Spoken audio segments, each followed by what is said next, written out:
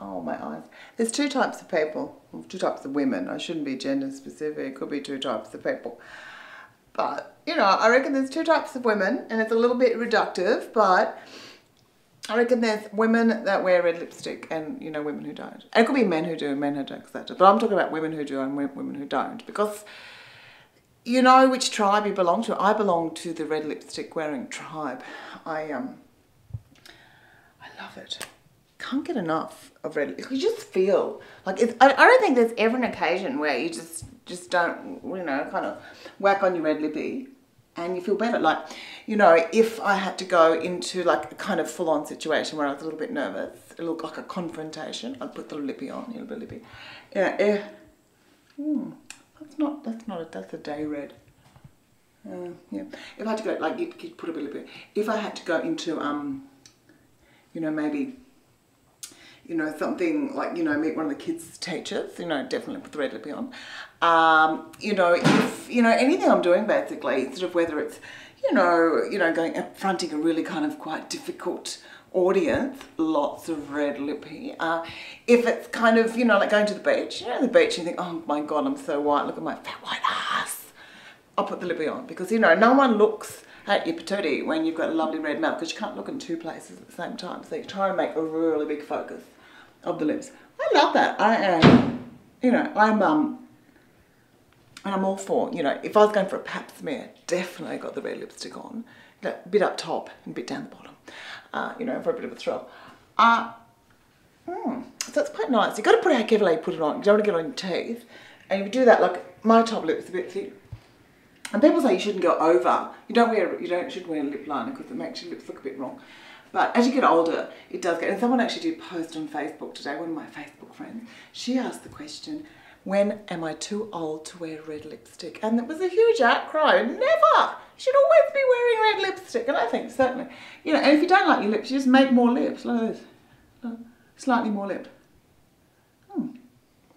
That bit of lip wasn't there before. But, you know, fine. Because you're not really too old, are you? Saying, you know, because lipstick's kind of slightly, you know, I think red lipstick's quite sexual and sensual. And you're saying that you shouldn't wear red lipstick. It's sort of like saying, you know, well, you're too old to be sexual. You're too old to have sex. And I think, never. I'm never going to be too old. I'm going to be 95 in the nursing home putting on my red lipstick. You know, got the lippy on, you know, red lips, white hips. They'll be plastic, but it'll be all right. So, my eyes are leaking. You know, my eyes. The good thing about the lips, if you go lips, you have to go light on the eyes. That's the trick. If you wear both, it's a bit full on.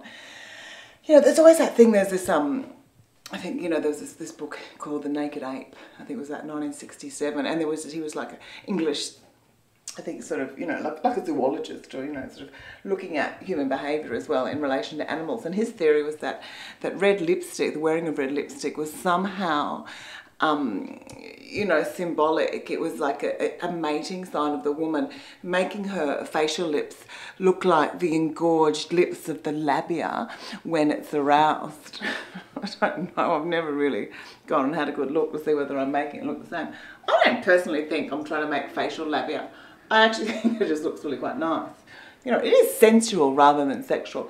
And if that being so, if women are making up nice facial labia, then why don't men colour their noses up to look like giant cocks?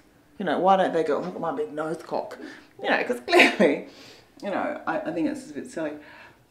But there's so much stigma. Women have been wearing, I have my lip there. Mine's gone. It gets so much harder putting on as you get older because you have less. So I just have to fix up this bit here. Looks like I've had a terrible, I think I've got the wrong red on actually. One side's slightly higher, that's a bit weird. I'll try this red here. Oh, that looks better. That one looks much better, so I've got to get some paper. Now, women have been wearing, I think, you know, they started like thousands of years ago in, you know, civilizations where they used to crush up bits of gemstones and they'd shove it on their lips and stuff. And I think even in ancient Egypt, they used some terrible poisonous dye that you'd put on, and, you know, people got really sick, but they looked attractive. We laugh at that now, but then we use Botox, so it's not really, you know, that, you know, not that far-fetched. We still use toxins. But, oh, it does actually, apparently red lips do make you look younger because it gives you that flushed look, which could be menopause, but, you know, I don't know. But it's true, women have, interestingly, you know, I think flappers in the 1920s, you know, they wore red lipstick because it was a sign of independence. You know, because lipstick always, it had all these, particularly red lipstick, it's always a sign of being like a prostitute, and it was always imbued with this incredible, you know, like it was kind of seedy and evil. And in the 30s, you know, it was kind of like, apparently there's a survey when 50% of girls who had fights with their parents as teenagers had fights over lipstick. Imagine that, lipstick. Like, oh, what a fight I would love to have for my teenager. Imagine going, you are so not wearing that lipstick. Take that off now. Rather than, did I find a bong under your bed? Oh my God. I mean, it's a little bit different, isn't it? Like, get your priorities right. Lipstick, for Christ's sake. But it was seen as a sign of adulthood, I suppose. It was even this real light. I think it was in 17. That's better. That's a difference. It's a blue red. The other one was an orange red. You've got to get it right. You know, actually in the 20s, it was quite okay to put lipstick on at lunch, but you weren't allowed to actually apply lipstick at night in public. Because it was a bit like this. We're like, oh yeah, bit sexual. Daytime, fine, for some reason. They must have thought you couldn't have sex in the day or something.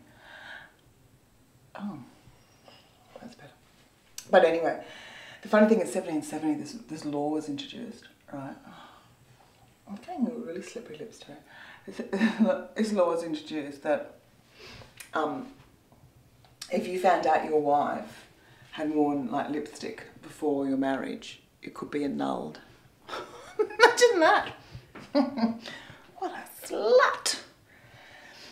Anyway, that would mean that none of my relationships could ever have been recognised. Anyway, I'm going to wear my lipstick, you know, until I die. In fact, when I die, this is all I'm going to wear. Stark naked, open coffin, red lips. Because that's how you should live, you know? Live with your red lippy on. Die with your red lippy on. That's nice, I like that. See? Don't I look younger? Faded out a bit now. There we are. See, look, so young.